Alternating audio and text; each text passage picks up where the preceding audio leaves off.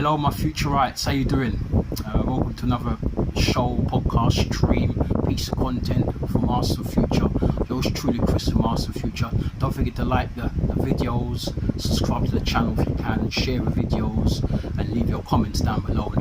The channel is moving. It's moving little by little, but it's moving. Anyway, without much ado, we're here to talk about our sad and boring and lackluster defeat against Inter Milan. Mind you, when I say lackluster, we played okay in the second half. We had the lion's share possession in the second half, but we didn't do anything with it.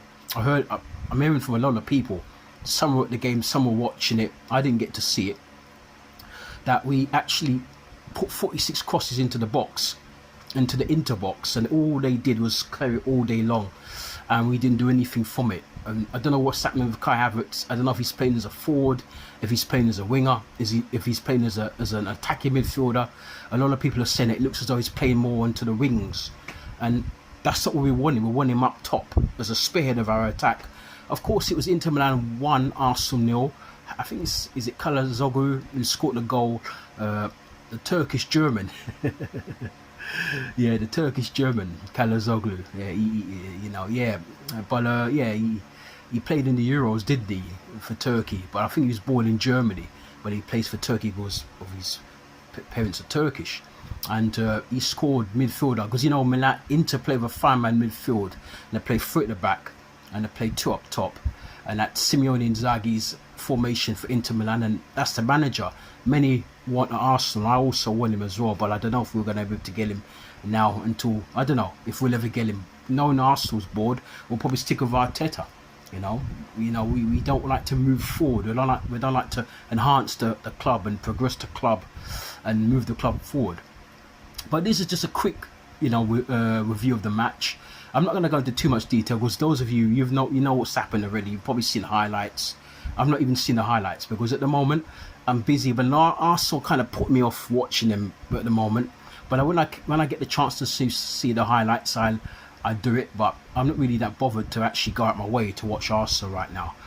But we lost 1-0. It was our first defeat in the Champions League this season. The first goal we conceded, it was a penalty by Kalazoglu, which came as a result of a handball by our new signing, Mikel Merino.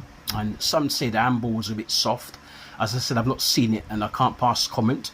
But from what I'm saying and from my trusted sources, the guys who I rely on, I believe it was 50-50. But I think I see by what they're telling me, I can see why the referee gave it.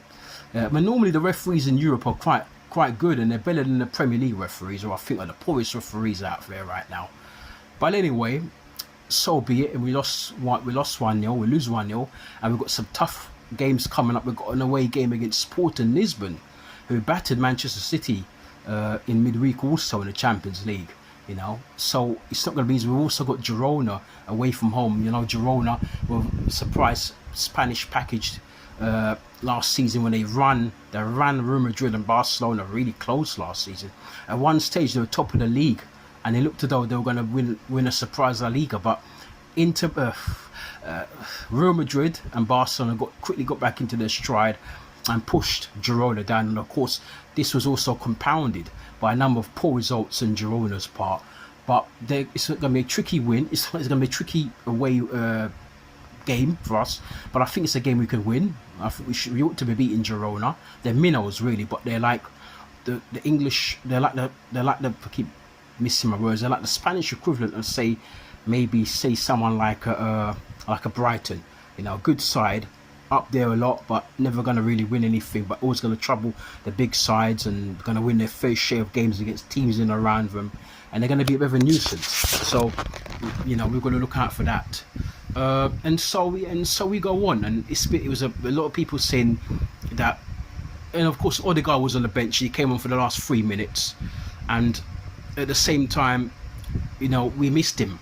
He's missed 12 games this season. I can't believe it's that much, but he's missed 12 games this season. We're going to miss him, but hopefully we'll get to see him against Chelsea when we play against them on Sunday afternoon. And we're going to be doing a big match preview very soon for that match, as well as a normal preview. But just of course, keep him from content to round up our defeat against Inter Milan. And we have some were saying that it could be a repeat of the 5-1 victory against them in 2003. But I think some people forget that we don't have the likes of Thierry Henry anymore, the likes of Robert Pires and the likes of Freddie Ljungberg and those guys. We don't have those sort of players anymore, you know. And so there's no way we're gonna master that. And Inter Milan are very good. They were good then, but they're even probably better now because they're champions and they look strong at the back. They don't concede many goals, and their manager's one of the best tacticians in possibly in world football. And that's one of the reasons why I and so many other Arsenal fans want him at the club, you know. And so I think that's, without much further ado, I think that will be it. There's not much to comment. Is that we kept position and we just kept lobbing balls into the box to no avail. No one was up there. What's the point in you lobbing balls into the box when you don't have a striker? Kai Havertz, by instinct, isn't really a striker. And I don't know if Arteta's told him to drift out wide or to drift deep. But what's the point in you lobbing crosses into the box or into the opposition's box, and we've got no one to go on to be on the end of them? It's absolutely futile and absolutely a pointless exercise. And hopefully we can learn from this. And things need to pick up, because if we lose against Chelsea on Sunday, then the knives will be, to use metaphorically, the knives will be really out for Arteta, and the fans will be really chanting him down. Will be really at his throat, you know. And so let's see what happens against Chelsea on Sunday. As I said, we're going to be doing a big match preview for that very soon, and we're also going to be doing, of course, we're going to be doing a quick review of a quick preview of the match. As obviously we're going to do a review as well. So we're going to be doing a quick preview of the big match, Chelsea Arsenal. Another quick preview of the teams and all that, as we usually do. And of course, you know, we're going to be doing a review of the match. And we still haven't done any piece of content around Edu.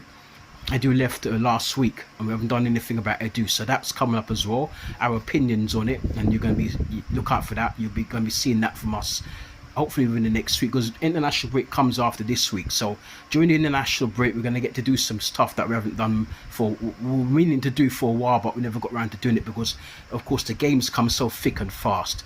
Anyway, you look after yourselves, you take care, and hopefully we'll speak to you soon. Adios. Keep subscribing, keep liking, keep sharing, keep commenting. Adios.